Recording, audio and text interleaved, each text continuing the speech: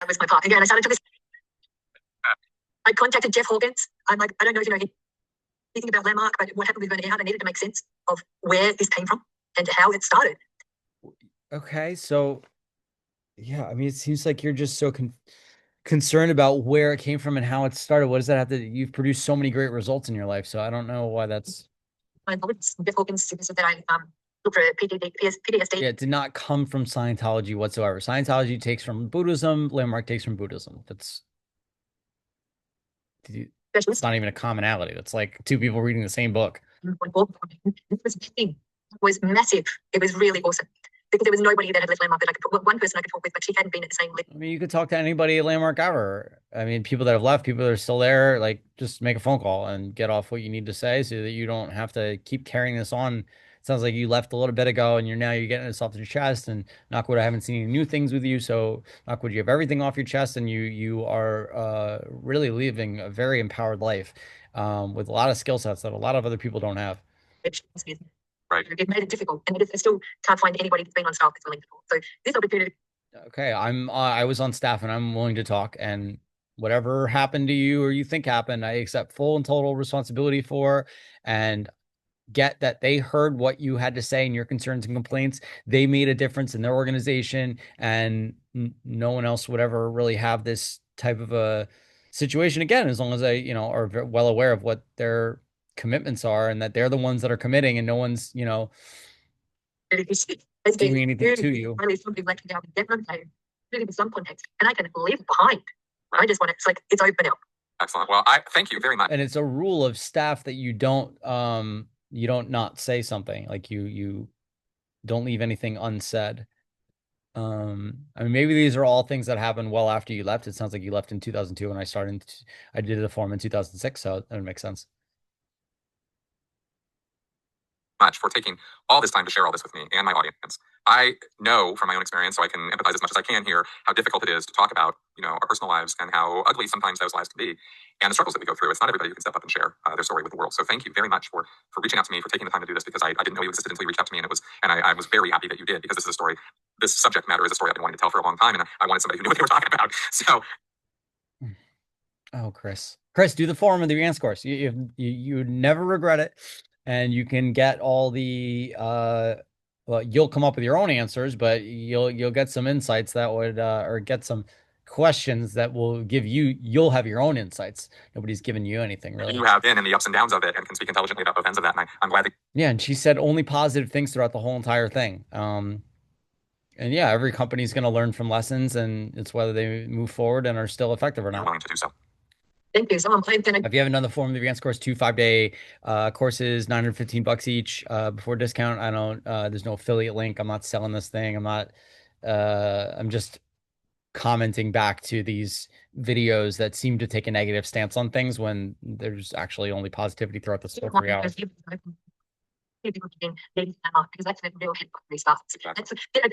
I wouldn't call it head effery. I would call it advanced training. I mean, I am hyper trained. I have nothing to do with Landmark, but I have so many little things that I got trained in that make me incredibly effective in business or relationships or friendships or whatever. Download. We say intellectual property. So it's like I became the property of this corporation because no, you're not the property. Not use their work in a corporate environment. It's like there's whole boxes and ticks that you need to go through. Yeah, I mean they have trademarks, so you can't go ahead and just like start teaching other people what they came up with. That'd be perjury. Or not perjury. What's it called when you copy someone else? Now I'm so wary.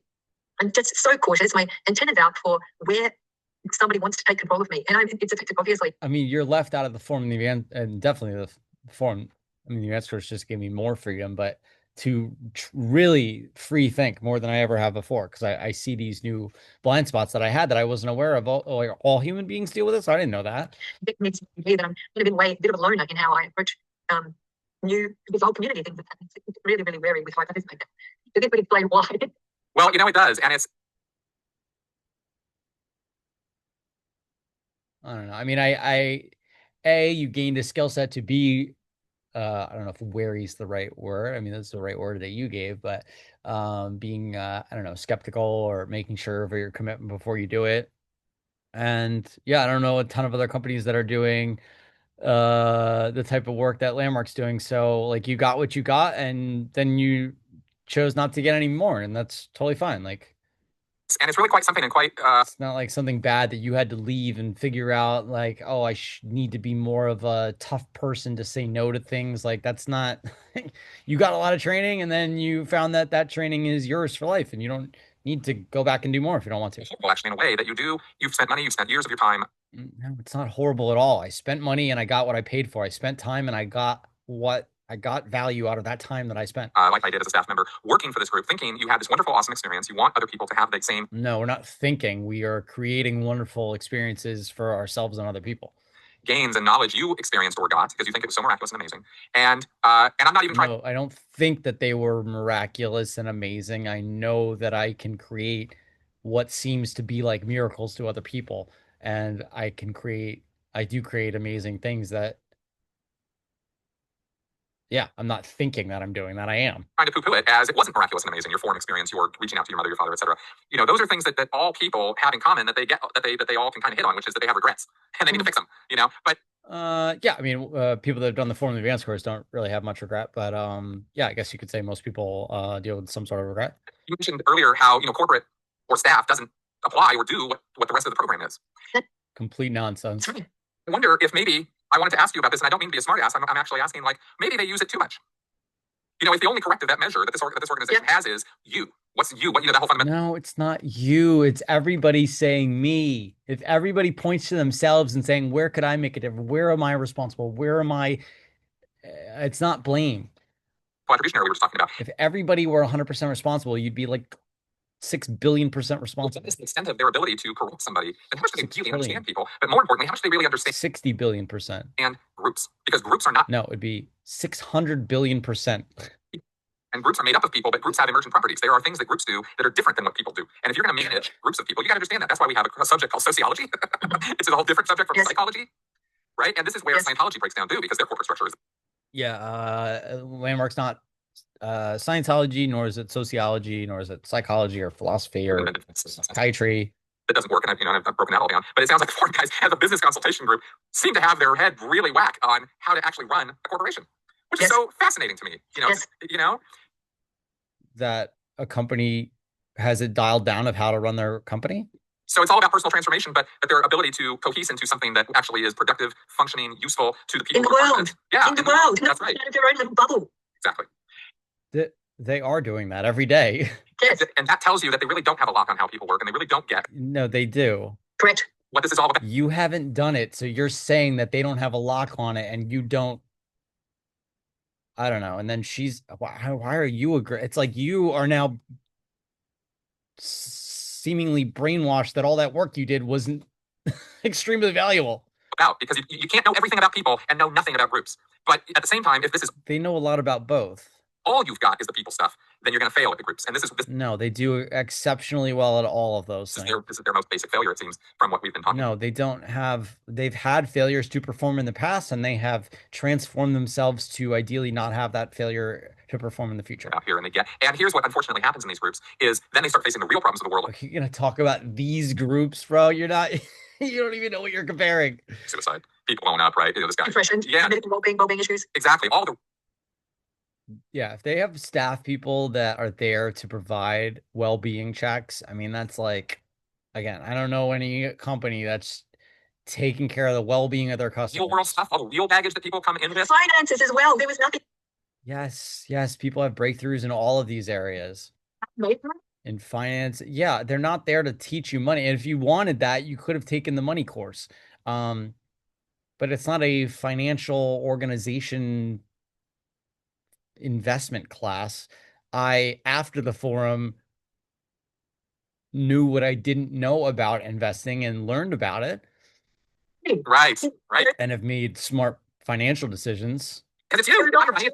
Right. Because if we got to fix you, and then you will somehow magically fix your money. Because you don't need to know about that. You just need to know about you and your being. No, there's no fixing. They literally tell you that there's nothing broken about you. What most people try to fix and change things And that's not really effective. Stuff, right? Money seminar. I did it twice. And then Oh, you did do the money seminar twice. How? What? money is an energy. Money isn't energy? Is that one of the distinctions? So wow, so you're saying they don't have a way to manage money, but yet you took the money course twice? I bet you she manages her money pretty dang well. Operation that is like managing every penny, boiling it down to statistics and money as an energy. The contradictions with it became so wild. Yes, yes. That doesn't mean because money is an energy that you don't manage every penny. That is you want to manage. Why would you not manage to the penny? I know so many people that are like, oh, look at any pricing that ends in zero. And, That came from Grant, but just all prices are really made up. they had say something more about that. Oh yeah, like rounding, like even in science or math, like physics, like the top level scientists have been rounding forever, and sometimes that's because it's changing and shifting and not static. But it seems like a lot of stuff's based on a rounding, and we haven't. Not a lot of people have come up with the exacts. been on controversy for around 5 years. It had a red banner on it. They've now got with the internet program and they've started to get their profile up higher, but it's still, third or fourth. It's a cult network awareness that's chasing them. Yeah, the Cult Awareness Network has verified that none of their courses are cult-like at all. The Cult Awareness Network. Oh, okay. And then the Cult Education Institute both said there's no cult. And then the Cult Education Institute, Rick Ross, said that he is concerned that there might be cult-like behaviors at the staff levels or higher levels, and he's quite inaccurate about that. I shake it off. So they very much shaked it off. Not only has the Cult Awareness Network and the Cult Education Institute both said that they are not a cult, so did Condé Nast and Guardian and New York Times and Wall Street Journal. They said right at the very beginning, maybe this interview will provide some answers to the people at Landmark. Really, this is you said about you can't deal with something if you're pretending it doesn't exist, like a conversation people don't know about. Yeah, they literally talk about the undiscussables and say that there's nothing that is undiscussable.